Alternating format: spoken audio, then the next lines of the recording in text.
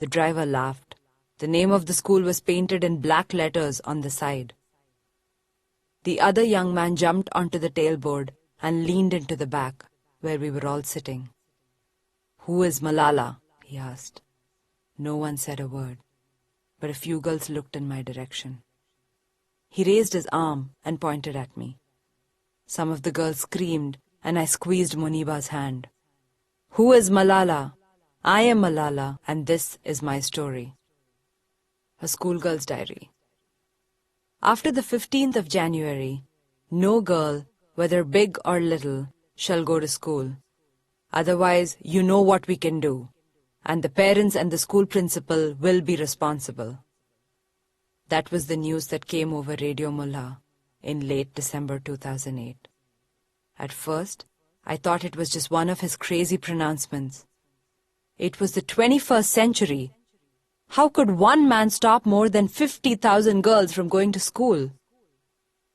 I am a hopeful person. My friends may say too hopeful, maybe even a little crazy.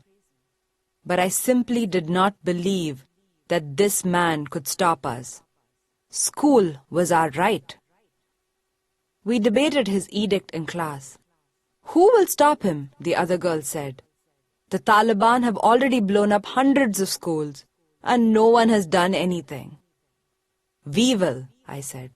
"We will call on our government to come and end this madness." "The government?" one girl said.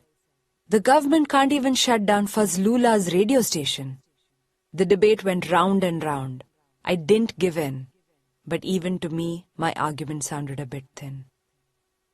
One by one, girls stopped coming to school. Their fathers forbade them. Their brothers forbade them. Within days, we had gone from 27 girls in our grade to 10. I was sad and frustrated, but I also understood. In our culture, girls do not defy the males in their families.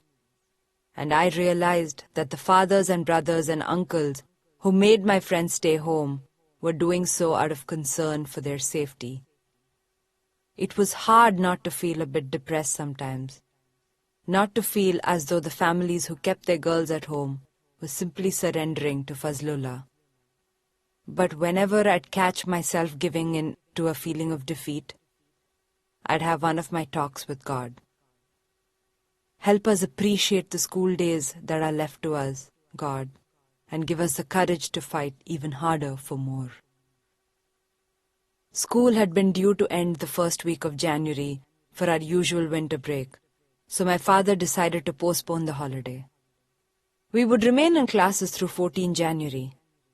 That way, we could squeeze in every minute left to us. And the 10 remaining girls in my class lingered in the courtyard every day after school, in case these were our last chances to be together. At home in the evenings, I wondered what I would do with my life if I couldn't go to school.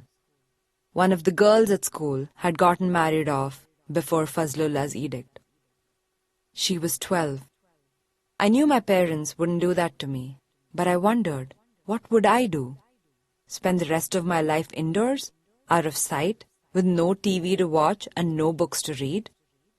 How would I complete my studies and become a doctor, which was my greatest hope at the time? I played with my shoebox dolls and thought, the Taliban want to turn the girls of Pakistan into identical, lifeless dolls. While we girls savored the days until January 15, Fazlullah struck again and again. The previous year had been hard, but the days of January 2009 were among the darkest of our lives. Every morning, someone arrived at school with a story about another killing, sometimes 2, sometimes 3 a night.